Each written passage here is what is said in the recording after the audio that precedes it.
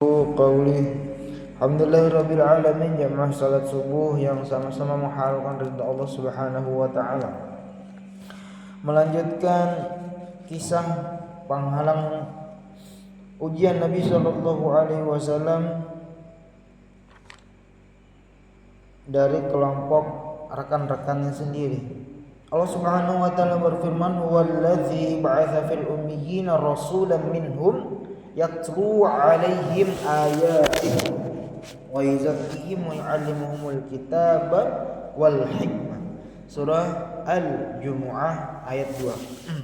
Dialah yang mengutus kepada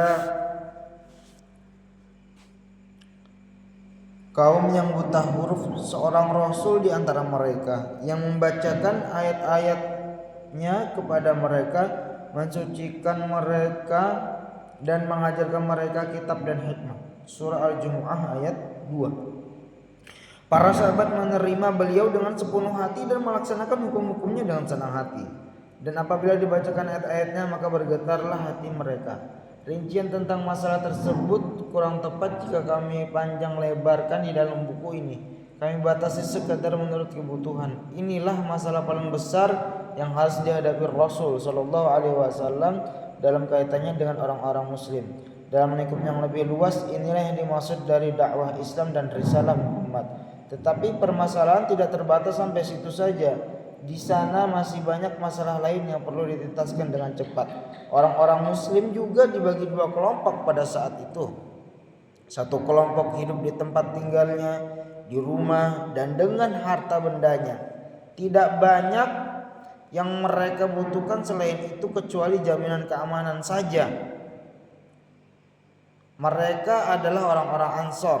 Sebenarnya di antara mereka ada permusuhan sejak dahulu, tepatnya antara Aus dan Khazraj. Di samping mereka ada kelompok lain yaitu orang-orang Muhajirin yang keadaannya berbeda dengan Ansor. Mereka tujuannya hanya mencari selamat ke Madinah. Tanpa ada tempat untuk berteduh, tidak ada lapangan pekerjaan dan untuk penghidupannya. Tidak memiliki harta untuk mempertahankan hidupnya, sementara jumlah mereka juga tidak sedikit. Bahkan hari demi hari jumlah mereka semakin bertambah. Karena siapapun yang beriman kepada Allah dan Rasulnya diizinkan atau diwajibkan hijrah. Sebagaimana yang diketahui, Madinah bukan termasuk daerah yang memiliki kekayaan yang melimpah. Maka tidak jarang jika kondisi ekonominya amat labil. Sementara pada saat itu seluruh kekuatan yang memusuhi Islam memboikot hubungan ekonomi, sehingga pemasukan dari mereka sangat-sangat menipis.